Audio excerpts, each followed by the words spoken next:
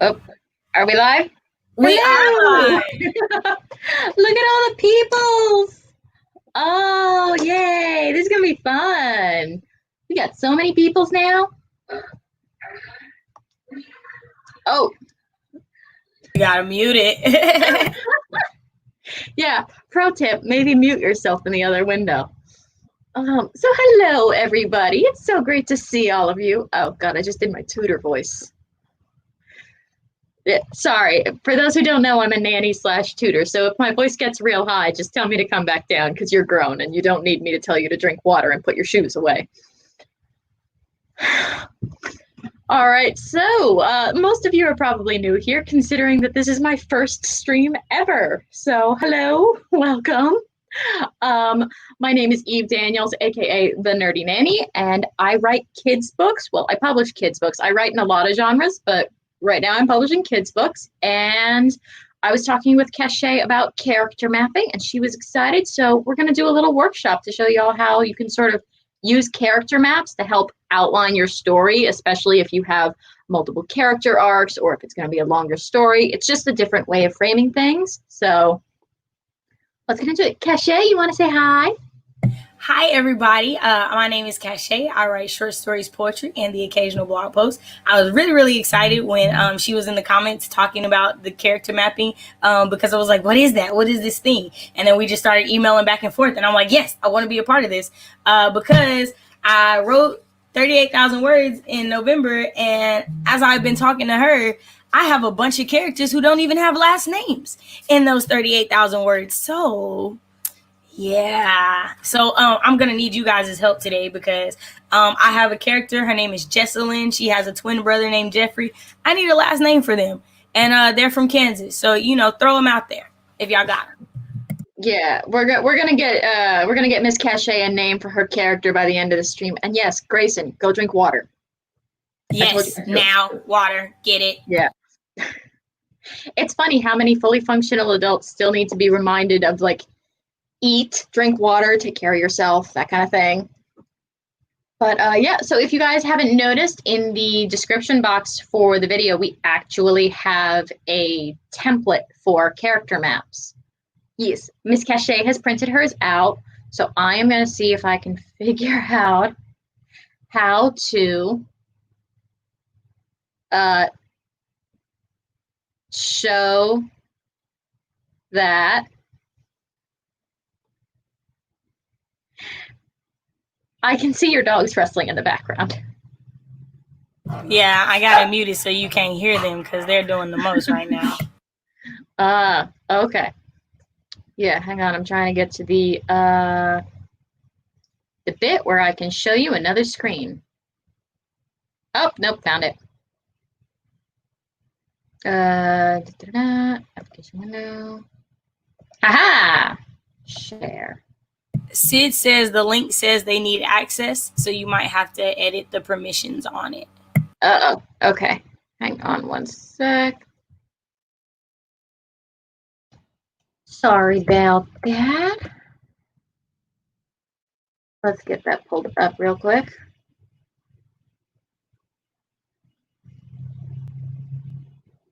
Okay.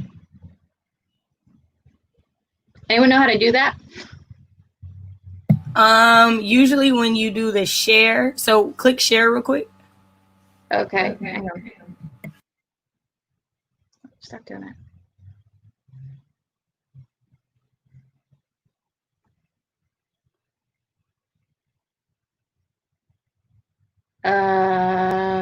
It's right next to comments in the top right. Yep. There we go. Sorry, that bar was missing. No, you're fine. Okay.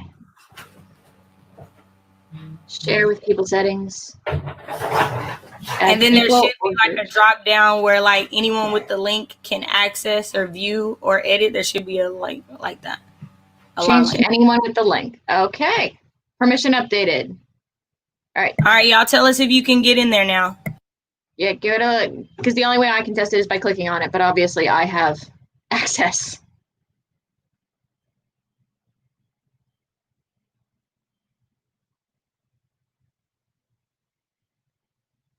There we go.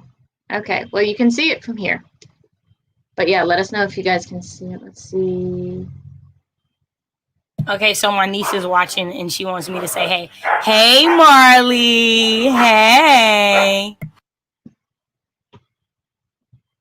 Aww. Hannity wins. Atkinson is it. Atkinson, I saw it, and that's Okay. exactly what I needed. Her name is now Jesselyn Atkinson. Thank you very much. Oh, that is a good name. That is a good name. Okay, so let's get ready to rock and roll. I'm going to go over the template, and then Miss Cachet has some other stuff that we were talking about back before we all started chatting with you. So if you go ahead and pull that up, you'll see there's 5 different columns. So the way this works is you are actually going to map out your character's development across a story arc. Now that could be over a short story, it could be over an entire book, it could be over a multi-series book. But you're going to use these basic parameters to help you track your character's development. It helps a lot when you have longer stories, especially because that way you can't have a character being like, well, I'm going to be a jerk. Now I'm going to be nice. Now I'm going to be a jerk. Now I'm going to be nice. You can only change so much in one direction before it starts to get a little repetitive. And this character map template is thanks to my babysitting kids homework sheet. They don't use it for writing. They use it for analyzing characters when they have reading assignments. The ones that are highlighted in yellow are how they track a character, sort of what they look like, how they act, how others perceive them, and then for extra credit, they can add in why they act a certain way. So hang on.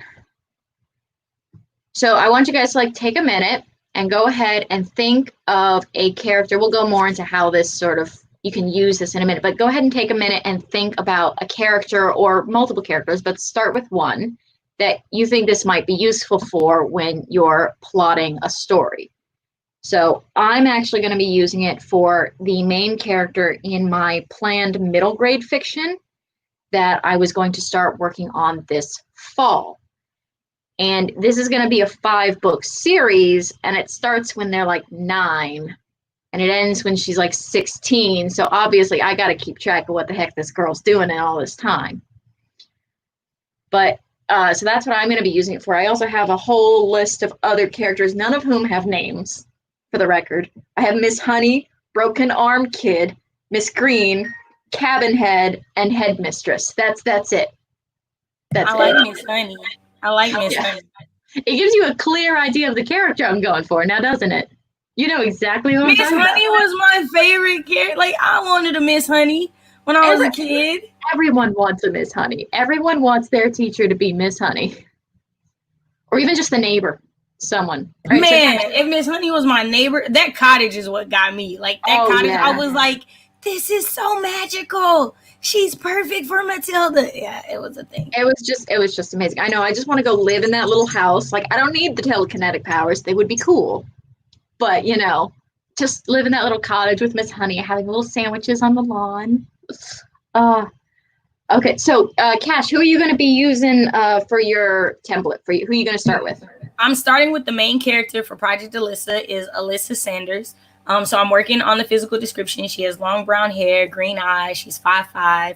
I'm trying to like work on like her facial expressions and different things about her that like stand out. I think I'm gonna give her a mole on her cheek that's like something that stands out. I don't know. I'm still working on it of what she's going to look like. So yeah, that's what I'm working on first is Alyssa.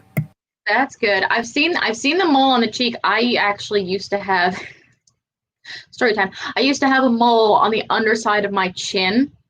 And I got picked on so badly for it that I actually had it removed when I was 10. Like, I came home crying and was like, you got to make it go away because everyone keeps picking on me. But it went away, so it's fine. I always think it's funny, though, when people talk about moles as being beauty marks now. And I'm like, well, they didn't think it was pretty when I was 10. But that's how I feel when people are like natural hair. I was like, when my hair was natural, y'all was telling me I needed to like straighten it and stuff. Now everybody want to be natural, so I get it. Like when you're a kid, the things that people pick on you about versus what people see when you're an adult are two completely different things. And they don't even have to make sense. They don't even have to make sense. But Kids are cruel. They are. They're tiny little demons. And I'm a nanny, so I know this.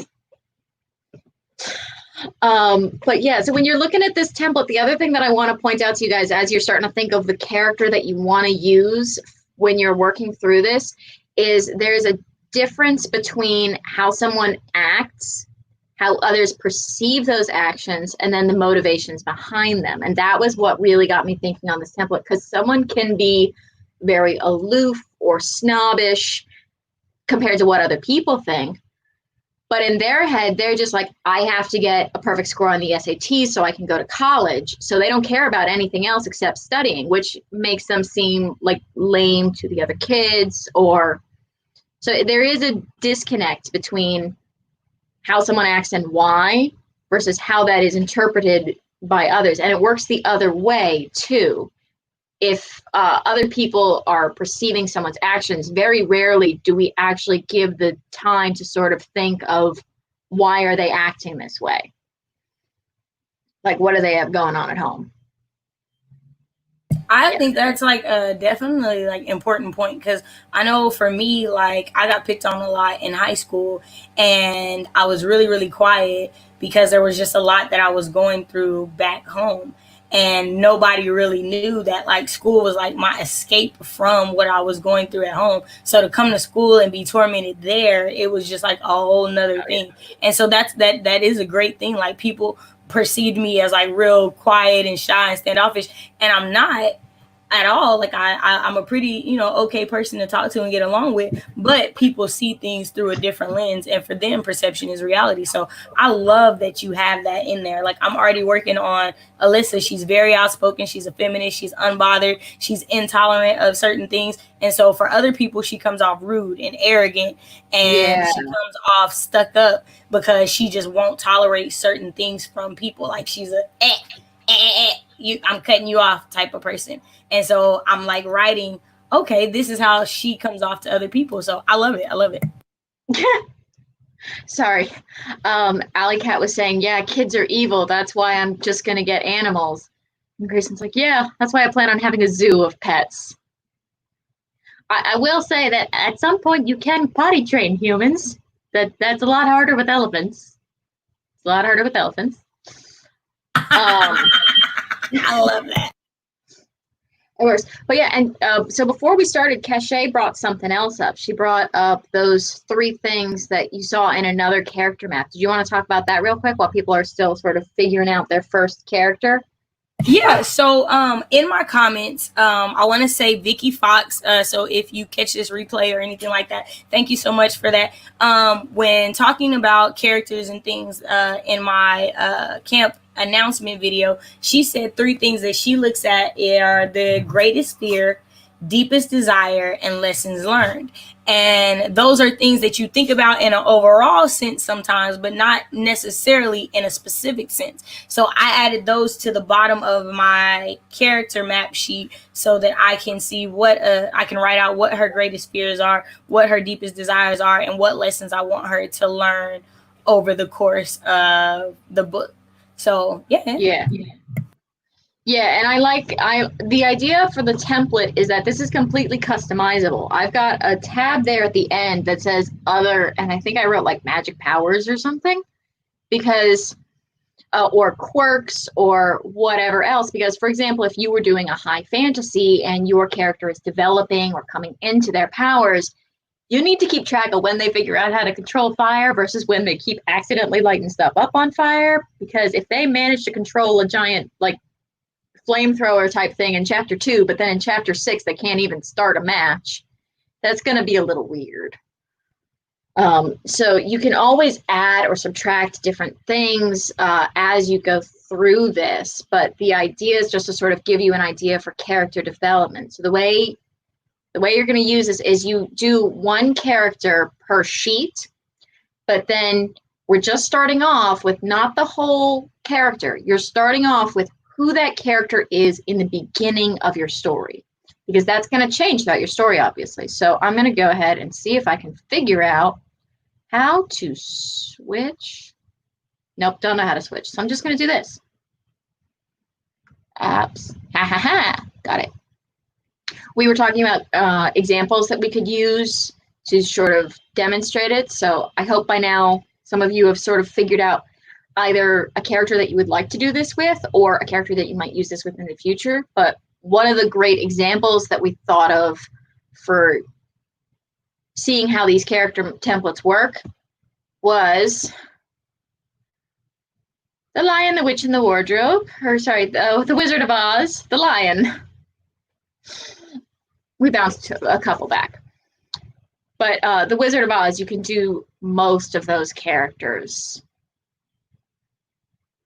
for as a sort of microcosm of studying character development. They're actually really great examples. And aw, Naked Firefly got teased at school. Yeah, I think pretty much everyone in Club Writer got pretty mercilessly picked on. Something about being introspective about humans leaves us very open for teasing. It just doesn't go well for us. It doesn't go well for us. That's why a lot of us go to books. But yeah, so when you take a look at this, we used the lion from The Wizard of Oz. Obviously, his physical description in the beginning and the rest of it is the same. But in the beginning, he comes off as very aggressive, very intimidating. And why he's behaving that way is because he's scared and he wants to scare people away before they have the chance to hurt him. And other people interpret that as him being mean and not friendly. Now, you know the Wizard of Oz. You know that that's not what he is. But this is how he starts. This is how he's presented to us.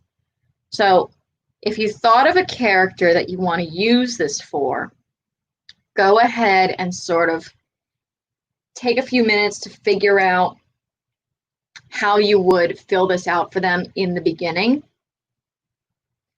And if you have a hard time thinking about how they act or how others might perceive them, one of the classic workshop things that they always had you do in high school was pretend your character's at a coffee shop. How do they act to the wait staff? What are they ordering? What do the other people think of them? That's one that I always like to use just because how people treat their waiters and waitresses is very revealing.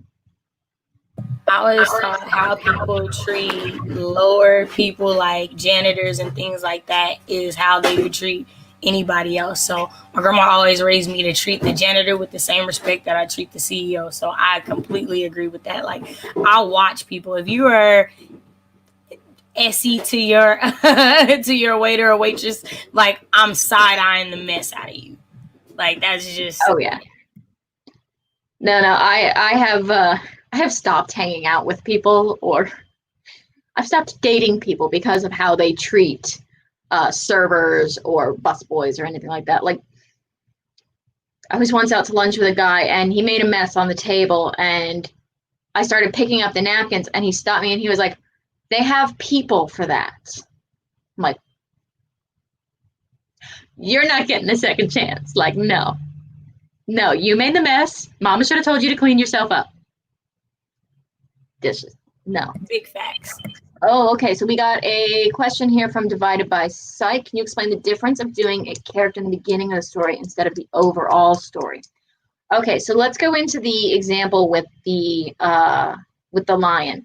So in the beginning of the story, he comes off as very aggressive and mean and not friendly, but at different points in the story, that characterization changes. So his physical description, you'll see, stays the same.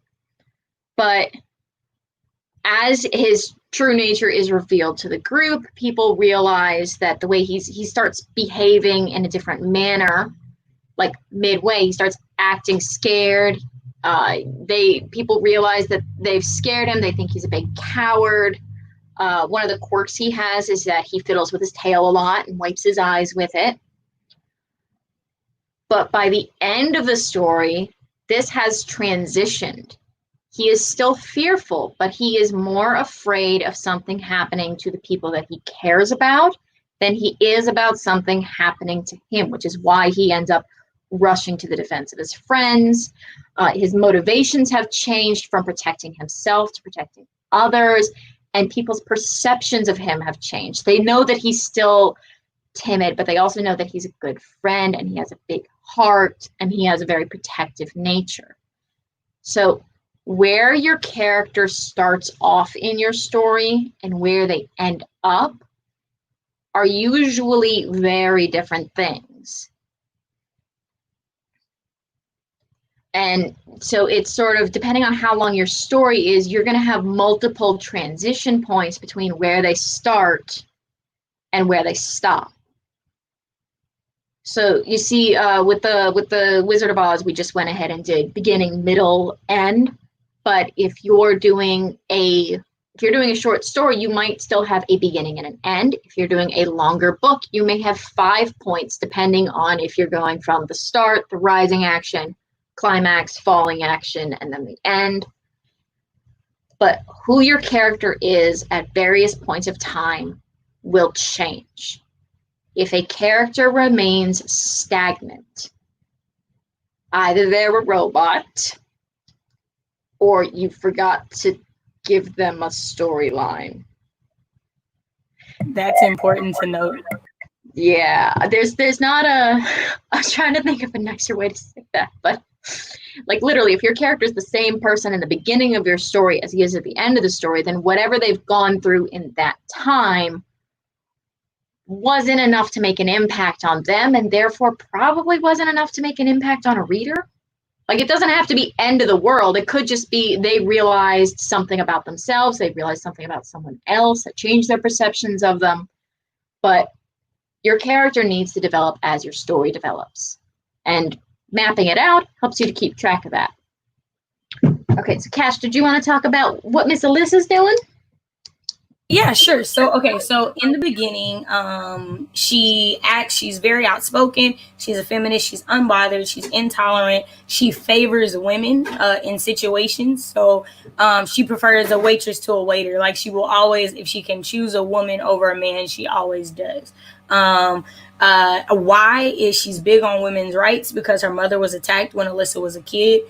So that is going to be like why she's so big on putting women first, and why she's a feminist, and why she believes the things she does. How she comes off to others is she comes off rude, arrogant.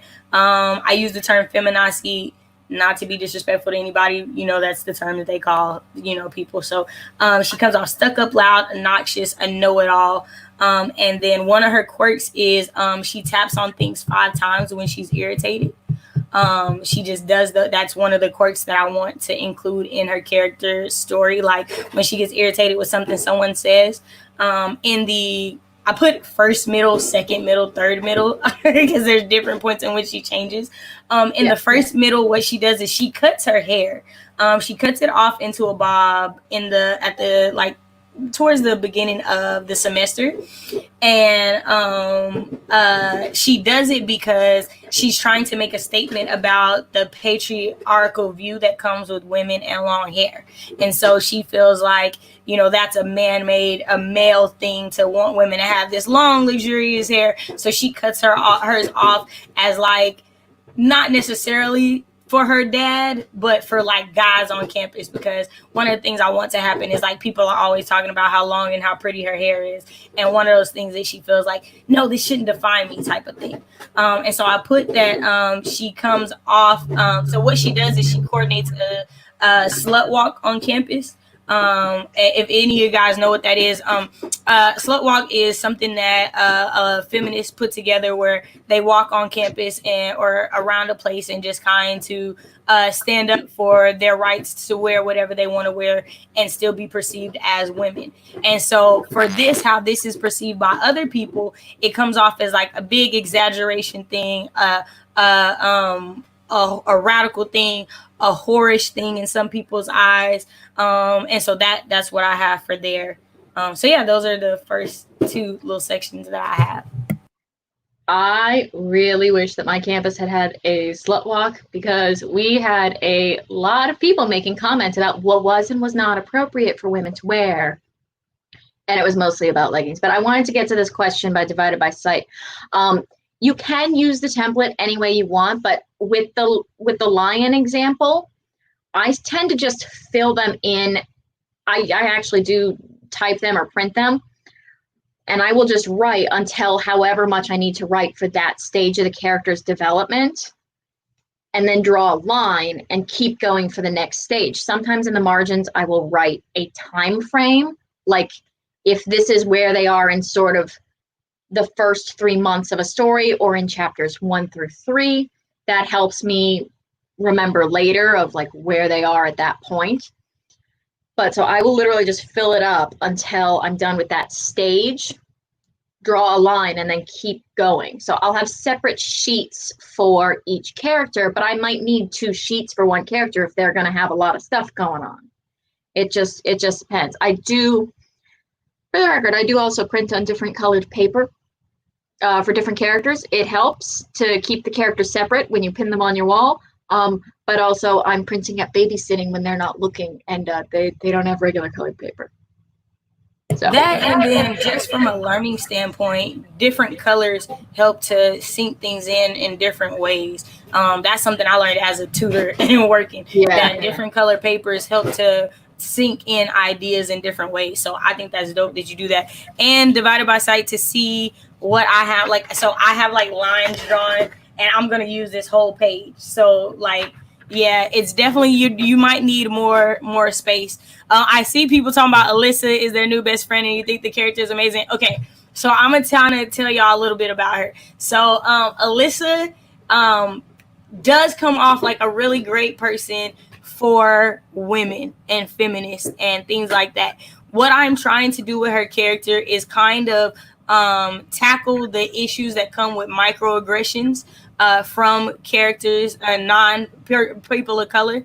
And so with Alyssa, she actually gets into it with her best friend because her best friend chooses to go to a historically Black college or university. And so the same thought processes that she applies to being a feminist and being a woman, her best friend challenges her to apply those to Black people, because she doesn't see them as similar things. So like for Alyssa, she says, a woman can wear whatever she wants. There's no reason for her to be raped. We all completely agree with that, right? Right. Jessica wants her to see that Black people can wear whatever they want to wear, and they shouldn't be judged by that. They shouldn't lose their lives because of that. Like, because Alyssa's one of those people, well, if he pulled up his pants, then maybe someone wouldn't think those things about them. And so the challenge for me is to create Alyssa to go from that mindset to finally coming to the point where it's like, no, they're people who should be treated with respect no matter what they wear, how they talk, how they act, just like she feels that way about women. So that's kind of the character development that I'm going with for her. So like you said, she's going to change quite a bit. I'm probably going to write on the back of this page by the time the end of it, because her mindset and the way that she interprets things changes, especially because at the end of the book, y'all, she find out that she part Black, and she didn't know that. So she's definitely going to have to change her mindset and outlook. So yeah. Oh, that's going to be interesting. Yeah, no, I had to have a mini teaching moment with the girls, because I don't know if you remember, but I think it was a few years ago at one of the award ceremonies, Zendaya did the dreads, and some people made some very, very crappy comments about that. So we had to, and one of the girls responded with essentially, well, if she didn't wear her hair like that, they wouldn't pick on her. And I'm like, oh, we're going to stop this right here. We're going to cut this off now. And so I was like, okay, so if I make fun of you for having short hair, does that mean you should just grow your hair? And she's like, what's wrong with my short hair? I don't know. Do you like your short hair? Yeah. Why can't I have short hair? You can, because it's no one else's business. But it's just, you just got to cut that stuff off at the where it starts, because those thoughts are very toxic and they are very pervasive. Right. And I love that you did that, because that's something that some people don't think about, like in the moment, that without saying something, you're helping to perpetuate that belief. And kids are like, oh, okay, it's okay for me to think this. It's okay for me to say this because no one corrected me. So I think that's dope that you did that. And that's why, like I said, I want to tackle with books, like with Jesus Never Went to College, tackling conservative versus Christian. With Project Alyssa, I want to challenge feminism versus racism. Like, I want to challenge the thought processes and how we interpret these things in order to tell a story that gets you to change your mindset. You know, I feel like that's what books are supposed to do. Books are supposed to help change you, and I want mine to change people for the better. So yeah, stories are absolutely supposed to help adjust the way you look at the world and provide new perspectives. Because if you're looking at the world through the same perspective, why are you even reading this book? Like, you could just keep going on. You don't need to do anything. No, I've had to do that a couple of times. And on the one hand, it's like they're kids. It's almost not their fault because they grow up in Boca.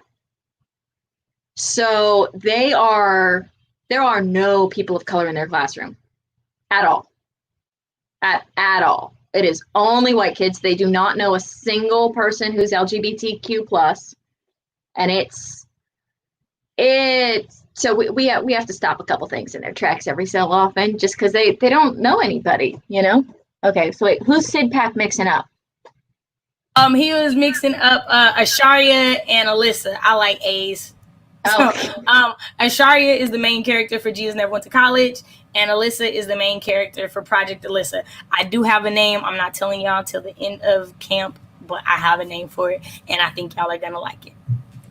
Wait, a name for the story or a name for the character? A name for the book. Yeah, a name for the story. I have a name for it. I'm calling it Project Alyssa during camp, and then at the end of camp, I'm going to let you guys know the name. I thought you were like going to change the name of Jesus Never Went to College, and I'm like, why? That's the greatest name ever. No, it's not changing. Nope. No. That's not going nowhere. Oh, that's the best. That's the best one ever. Okay, so I'll go over. I'm going to do my example. So my middle grade fiction starts when the character's 9 and ends when she's 16. I don't have a name for her yet, which is unusual for me. Actually, I guess it's not, because in picture books, they don't always have names. But they have titles anyways. This one doesn't even have a title yet. But so when the book starts out, she is 9 years old. She is smaller and undersized for her age, too. So she's clearly the smallest person in camp. She thinks that she is incredibly stubborn and fierce and determined. And everyone else interprets that as rude and aggressive, and a couple of her teachers even think that she has a borderline learning disorder or is on the spectrum as far as Asperger's or autism spectrum disorder goes, because she is so quiet and non-communicative. Words are hard. But she makes eye contact and she doesn't test positive, so no one really knows how to deal with her. So she keeps getting bounced between regular classes and special needs classes because no one's really sure what to do with her. And the other thing that I have that she does is, and it's a stupid thing, but she wrinkles her nose every time she's confused, but everyone thinks that she's doing it in disgust. So she gets yelled at a lot for pulling a face, and it's just something that she does without thinking when she's confused. So that's going to cause some problems. But that's where she's starting off. Is she's incredibly reserved. She's very quiet. She thinks that she's very stubborn and fierce, but of course it's hard to be fierce if you're not saying anything or standing up for anything. And the reason that she is that way is she is naturally very defensive and scared because she has a less than ideal home life situation. And one of the things that's going to happen with this book arc, it's a 5-book arc, and right now it's called Summer Camp for Superheroes. So it's these kids who get sent to this summer camp for superheroes, and they learn things like coding and gymnastics and mixed martial arts, and they're all geared up to become superheroes. But as they get older, they start to figure out what that really means and start questioning why they're actually there. And nobody has superpowers. It's just a regular summer camp. We're just tricking children into learning. That's the premise. We're tricking children into learning so that they think they're going to become superheroes, and at the end of it, they might become good people. That's the plan. Okay. All right, so I am going to go ahead and put the template away. Keshe, have you taken a look at your 3 questions for Alyssa? The greatest fear, deepest desire, and lessons learned? So I think what I'm gonna do is I think her deepest desire is to be accepted.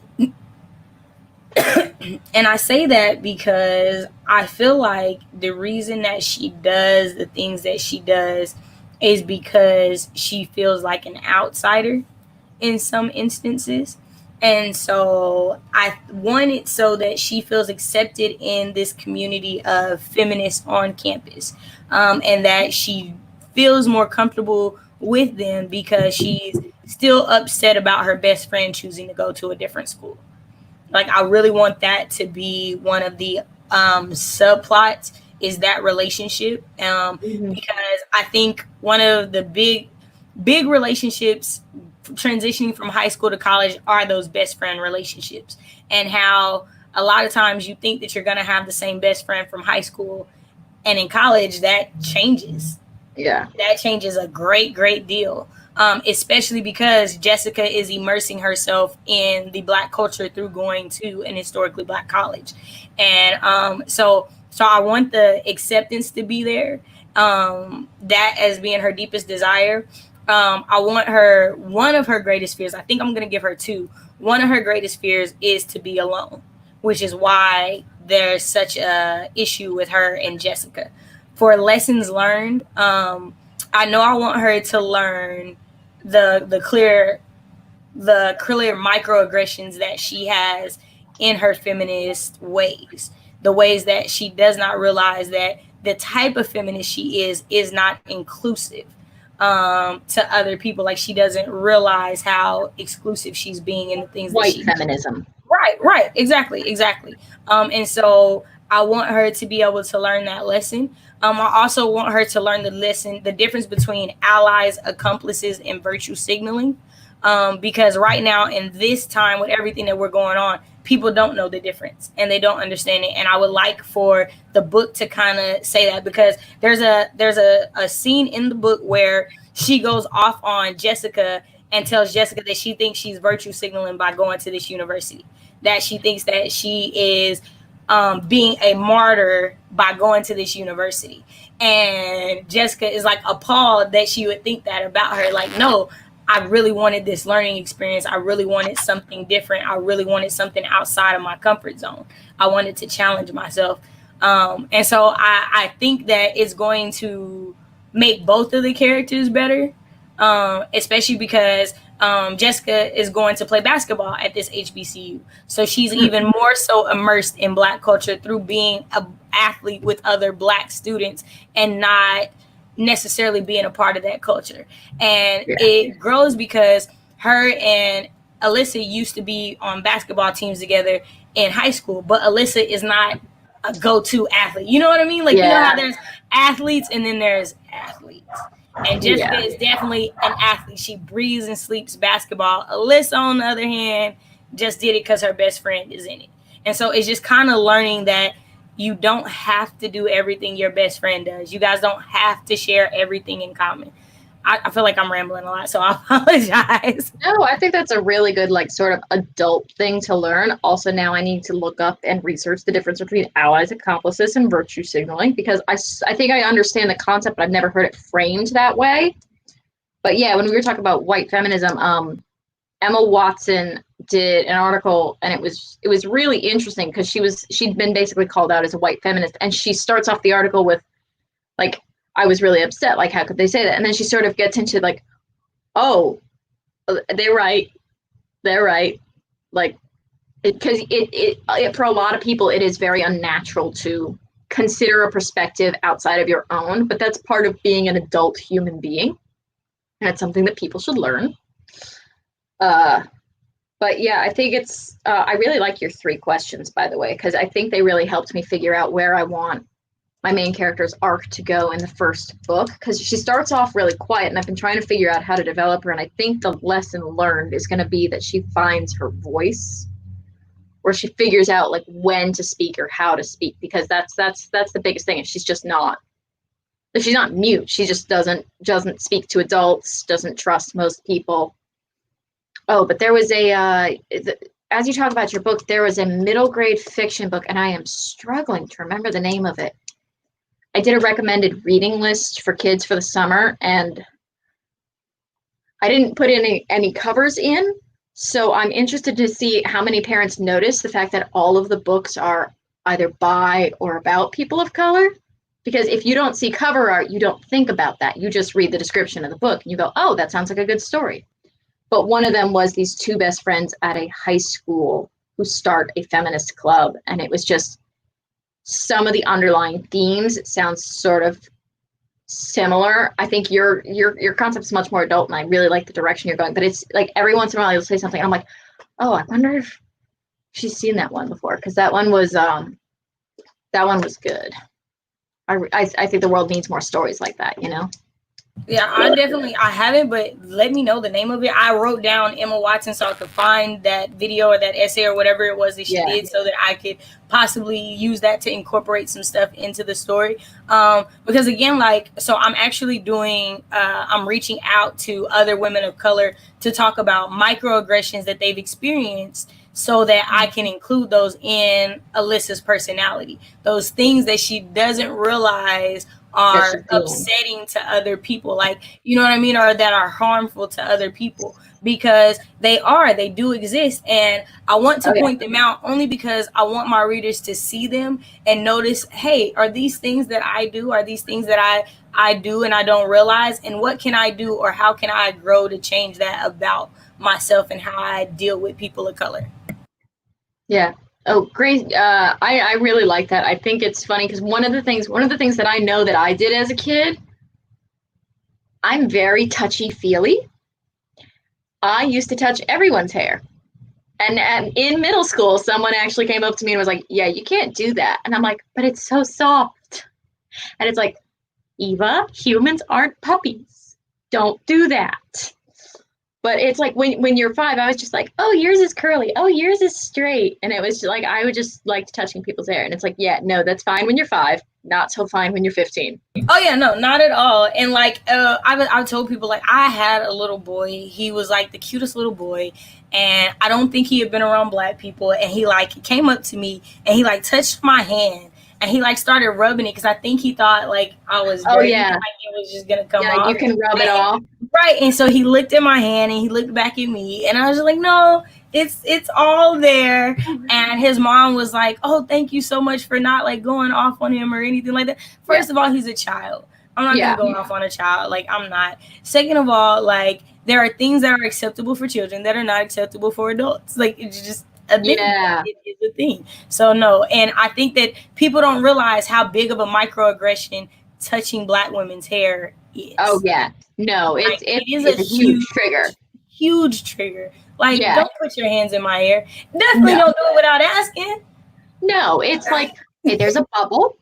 There's a bubble. Respect the bubble, first of all. But yeah, no, I talked about that in a little bit I have a diversity in writing thing that I have coming out. And it was, one of the things I talked about is like, there are things that are acceptable when you start as a writer. Like when you're 12 and you're writing fan fiction on all of your characters.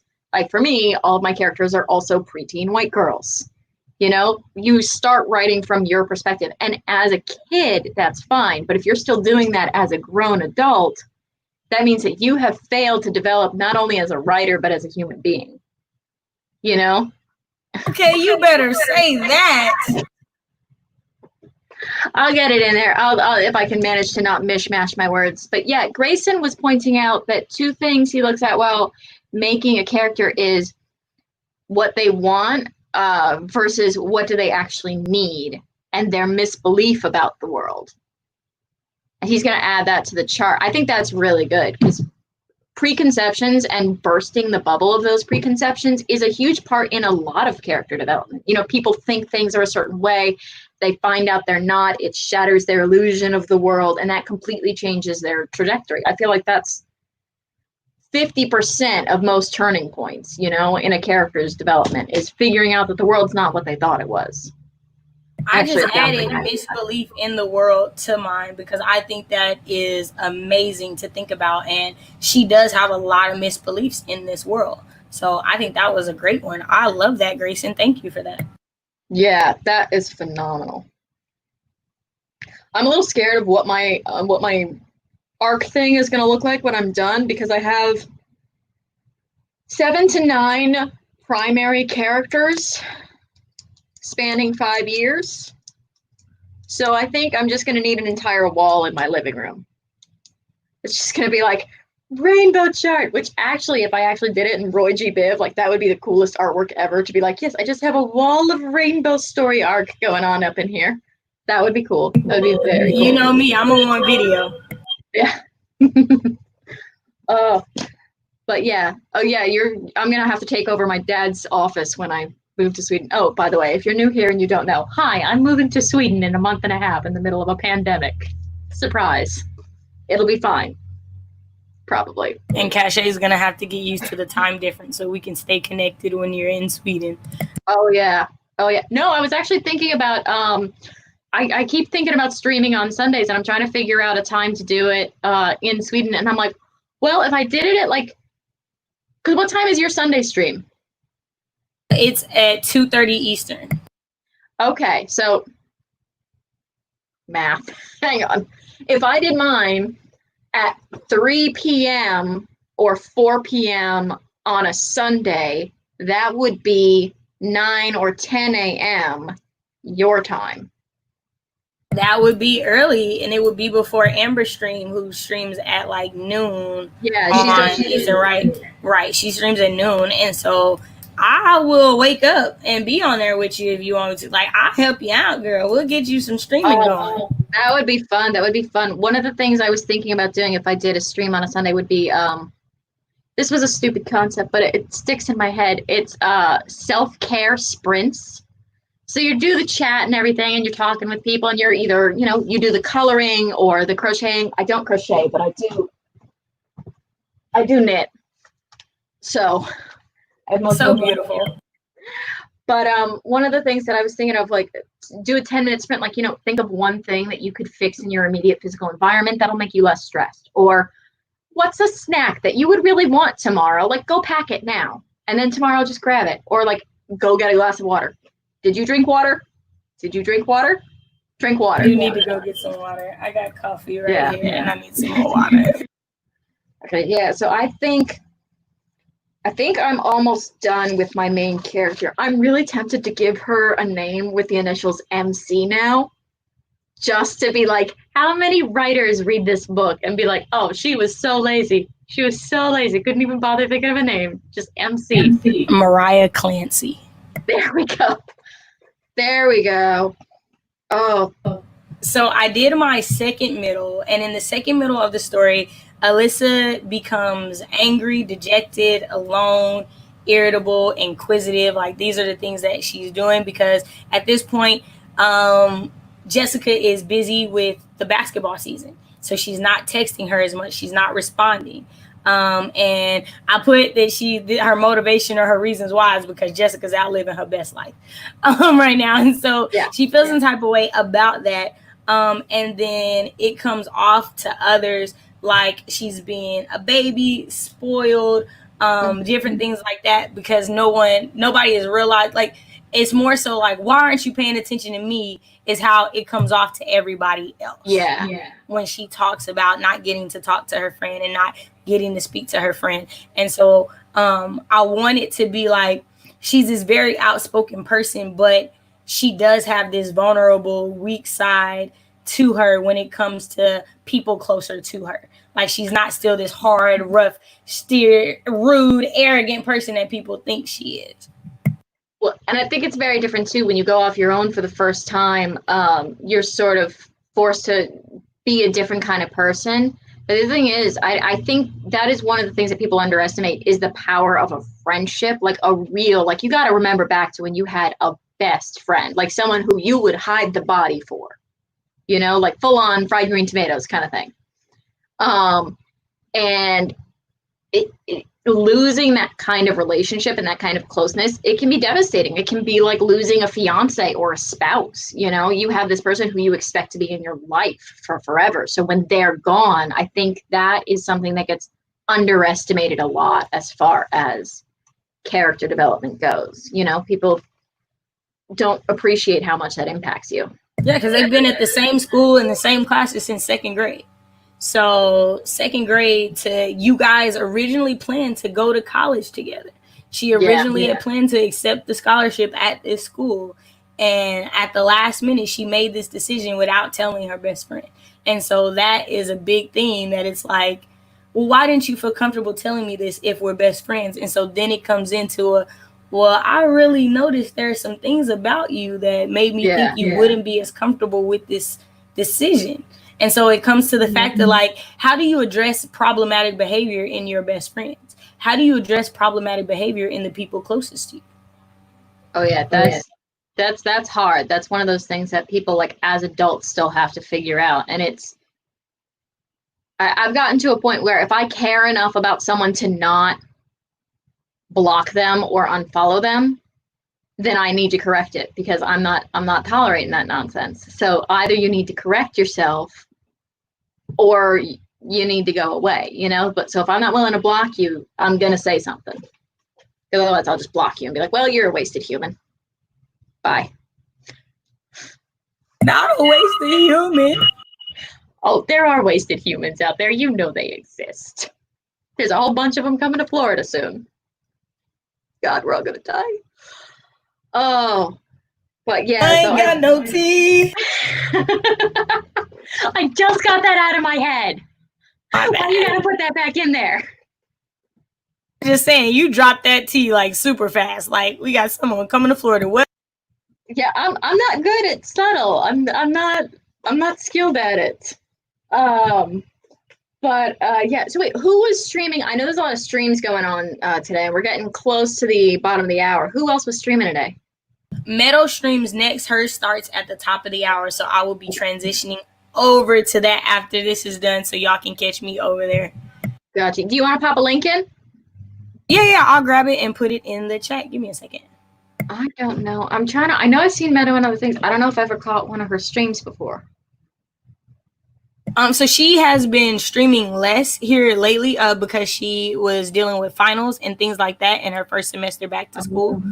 So yeah, so that's been a little bit differently. So I just put it in the chat, so y'all can click that link and whatnot. Anybody who did it in there, let me know. Let us know what you guys did. Let us know what you guys did character development wise, while we still have 8 minutes. I'm curious. Yeah. I want to know what you guys did, because it says we have 22 people watching. So did this help anybody? Did this give anybody anything to think about? Let us know, because we definitely would like to do something like this again if it's something that you guys could benefit from. So let us know. Oh yeah, I love the sort of workshop-y version of streams. But yeah, if you guys have any questions, or who did you pick a character, or do you have a couple of different characters you have in? Oh, and Sid says that Becca's going at 6. Don't know if I know Becca. And Tamara's gonna be on there, so that's a stream to catch. Because Tamara's a guest host on there tonight, so definitely check that out. It's yeah, I don't know if I've seen Becca. It's funny because you get into AuthorTube and you start slowly seeing the fingers spread out, you know, because there's a web, but there's no like master list. So it's just like, oh, there's another one. Oh, there's another one. Oh, there's like 5 million of us. What's happening? But yeah, the community is definitely a lot bigger than you think when you first get involved in it. Yeah. You start and you see the same dozen people, and then you're like, oh, no, there's others. There's others. They're all over the place. But yeah, so did anybody have any other questions, or did anybody use this and think they're going to use it moving forwards? I'll give it a sec to... This is always the weird part. I never know. Like, do I keep talking? Are people typing? Yeah, so Grayson said this definitely allowed me to look at my characters differently. I'm going to rewrite all of my characters this way. Sid said, I'm going to need this for my Camp Nano story. My characters need help. The Naked Firefly said, I'll be using this for my next project. So you have provided the AuthorTube community with a great resource. Give yourself a pat on the back. I'm so proud of you. This is awesome. That's cool. That's cool. I love collecting resources and then just being able to share things, especially templates that you can customize. Like any kind of system that's hard and fast and says that, no, you must do it like this, I feel like is problematic. But when you have a system or guidelines that you can use to sort of shape things or even just change the way that you're doing it by adding a different perspective. Like Grayson added loads of different suggestions that I'm definitely going to be including like the misbelief in the world. And I really liked your lessons learned. So I think any kind of system or resource that you can add that people can change to customize their own needs is definitely something that like I want to have. So right, yeah, like y'all will see on my Instagram, so I've done the one for Alyssa and I'm still obviously not through. I'm gonna do more. And then I have one for Jessica Miller, her best friend, Jodie Goldberg, the antagonist, and then Jessie Atkinson, the girl who's going to be like her mentor at the Stanley Gazette, because Alyssa's a journalism major. And so I've been talking to you guys a lot about the like subplot, but the overall story is she gets involved in the investigation of a murder of a body that's found not too far from campus. And so like it takes her on this whirlwind of things. So she's dealing with that because that's the bulk of the story. But then I want all this emotional tension with how she deals with her friendship to be the part that carries the story. I like that. I like, because so often, especially with younger writers or with newer writers, you get sort of the plot and the characters just exist within the prefix of the plot. And it's like, no, they have lives. They have other things going on. And I love when you can get glimpses. Like whenever you have a favorite side character on a TV show and then you get a glimpse into their life, that kind of moment I feel like is really important to bring to books too. And I think a lot of people forget to do that. But, oh, Linda's been working on her bullet journal. So funny side note before we start wrapping things up, I like bullet journaling, but I'm too lazy to write out all the boxes. So I can't be bothered. So I actually made one as a PDF and I posted it to Amazon like years ago so that I could print my own author copies. And I've just been using that. And my babysitting kid wanted a copy. So now I'm actually going to list it because she's like, well, when you're in Sweden, I'm going to need to order it. So you just need to put it online. And I'm like, oh, okay. So. Second that for sure. And it looks like a lot of people will be using this. It looks like you definitely gave us a great resource, Eva. Okay, so is it Eva, because I heard you say Eva earlier, so I want to make sure. So I want to make sure I get it right. Yeah, sorry. Eve Daniels is the official pen name. Okay. But my real name is Eva. Say it again. It's Eva. Eva. No, I want to pronounce it properly. Yeah. Yeva. You were close. Okay, awesome. I am all about pronouncing people's name properly. Cachet is a name, so I understand. I think that's exactly. Cool. But it's Swedish, and so people in America pronounce it one way, and people in Sweden pronounce it another way, and I'm just like, I respond to pretty much everything at this point. So it's just what it is. But yeah, so we should hop off soon because Meadow is streaming now. Or she's going to be streaming in a sec. Do you want to do your outro? Yeah, sure. Hey, everybody. I'm Cachet. I write short stories, poetry, and the occasional blog post. Today, I got some character mapping of Alyssa Sanders, the main character of Project Alyssa, done. Thanks to Eve Daniels, the nerdy nanny. I'm so thankful that you thought of me and wanting to do this. This has been so much fun. I stream on my channel on Thursday evening, so definitely come over there and check me out. Hopefully, Eve can make it this Thursday to join me on stream. We'll see. Yeah. This is my unofficial invitation for you to be there Thursday night. So yeah, come on and join us. So yeah, that's me. Come over to my channel and hang out if you have never been there before. I'm pretty fun, you guys. I like sing and make up songs off the top of my head. It's a whole thing. I second that. It's an extreme level of hilariousness that you will not be prepared for. Don't drink while she's streaming because you're going to have stuff coming out your nose, and it burns if it's the wrong thing coming out your nose. So just don't do that. But yeah, so thank you guys for coming by. As Cachet said, my name is Eve Daniels, the Nerdy Nanny. I am a kids author, so I do stuff about publishing and author advice, and I'm going to do more things on diversity in writing and building a social platform and all that kind of things. I know not everyone on here does kids stuff, so I try to keep it more general writing related. But if anybody else is in the kids book community, hi, let me know, because we have very specific needs. We're special little snowflakes. We got to figure out if we can draw or not. Actually, that's pretty much the only need. Figure out if you can draw, because if you can't, you're screwed. But it works. So I guess that is it. I will probably be streaming at some point in the future, and I will be moving to Sweden next month. So if I disappear for a couple of weeks, hopefully I'm not dead. I'm just in a different country with no Wi-Fi, and I got to get that figured out. But I'll figure it out eventually. And then you guys can keep me company, and we'll write stories while I work on decoding methylation patterns in genetic sequences. Loads of fun. All right, thank you all for coming. Make sure you check out Meadow's stream, hit the like button, and hit subscribe, and I'll ring the bell if you want to come on back anytime soon. And check out Cachet's channel, too, because I got all her links down below. Y'all know Cachet. Like, let's be honest. Oh my gosh, I love this. This was amazing. Thank you guys so much for being here. Okay. Bye.